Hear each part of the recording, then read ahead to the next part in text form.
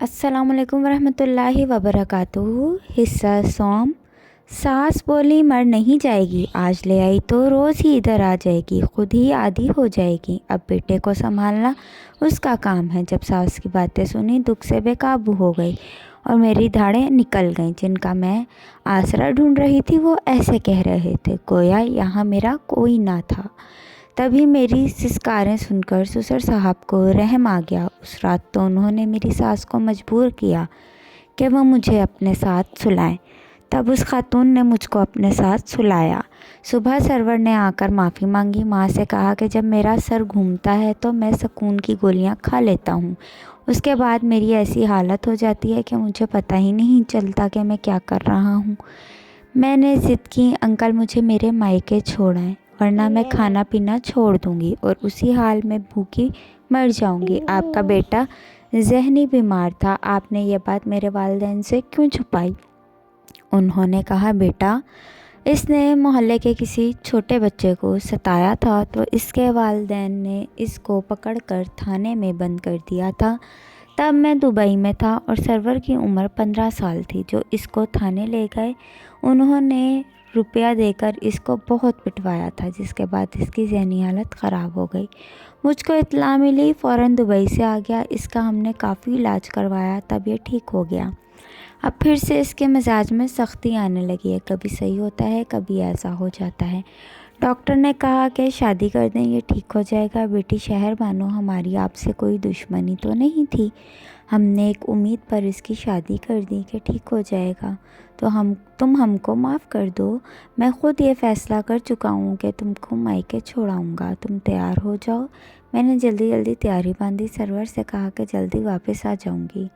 Server ने कहा कसम खाओ कि आ जाओगी, मरता क्या ना करता। मैंने कस्में भी खा लीं।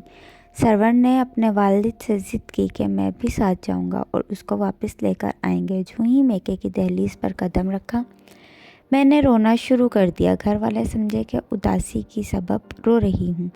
इसी वक्त मेरी सहेली नीलम आ गई, जो हमारे पड़ोसी में रहती थी। नीलम ने जब मेरी पीठ पर हाथ रखा तो उसकी उंगलियों पर मेरी कमीज से रिसता हुआ खून लग गया। वो परेशान हो गई, बोली ये तुम्हें क्या हुआ है, तुम्हारी पुश्त पर तो खून लगा हुआ है। अम्मी ने उसकी बात सुन ली। उन्होंने कमरे में ले जाकर मेरी पुश्त देखी तो दांतों और नाखनों से उधड़ी हुई थी। मेरा बदन ज़ख्मी देखकर अम्मी तो चीखने चिल्लाने लगीं। उनको तब पता चला कि मैं इस कदर ज़ख्मी हूँ। सच बता बेटा क्या मामला है? मैंने कहा अम्मी सरवर ज़हनी मरीज़ है, कभी प्यार जतलाता है तो मेरा मुंह मिठाइयों से भर देता है और कभी सचमुच का ड्रैकुला बन जाता है। माँ मुझको वहाँ रहने से बहुत डर लगता है।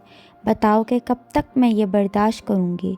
मुझको खौफ रहने लगा है कि किसी दिन मुझको जान से ना मार दे। इससे पहले कि मैं इस पागल के हाथों कत्ल हो जाऊँ, खुदा के लिए मुझे बचा लो। मैं तो दर्द से भरी आई थी, फरियाद करते बस ना कर रही थी। मेरी हालत देखकर माँ के आंखों में आंसू बह निकले। उन्होंने मेरे ससुर से कहा कि मैंने अपनी कमसिन बच्ची को इसलिए तो आप लोगों के हवाले ना किया था कि आपका बेटा इसका ये हशर कर दे। अब मैं उसको कभी ना भेजूंगी और आप अकेले वापस घर जाएंगे। ससुर तो चुप रहे क्योंकि वो सब कुछ जानते थे कि मैं ठीक कह रही हूँ। सरवर अलबत्ता परेशान लग रहा था। बाप ने कहा अब चलो सरवर, बाद में हम तुम्हारी दुल्हन को लेने आएंगे। अजीब बात यह है कि जब वह जाने लगे तो कहने लगा अच्छा शहर बानो बहन, खुदा हाफिज़। ये सुनकर मेरी अम्मी ने सर पकड़ लिया। उनके जाने के बाद हमने सुख का सांस लिया और फैसला कर लिया कि बस अब इनसे हम रिश्ता ख़त्म कर लेंगे। 2 माह मायके में रहने सुकून से रही। मेरी तबीयत ख़राब हो गई, तभी यह इंकशाफ हुआ कि मैं इस पागल के बच्चे की माँ बनने वाली हूँ। यह इंकशाफ ऐसा था कि पैरों तले से ज़मीन निकल गई। जिस बंधन को हम तोड़ रहे थे गोया उसे कुदरत और मजबूत कर रही थी। अब तो मेरे पैरों में यह जंजीर पड़ गई थी। कहानी अभी जारी है फ्रेंड्स। अल्लाह हाफिज़।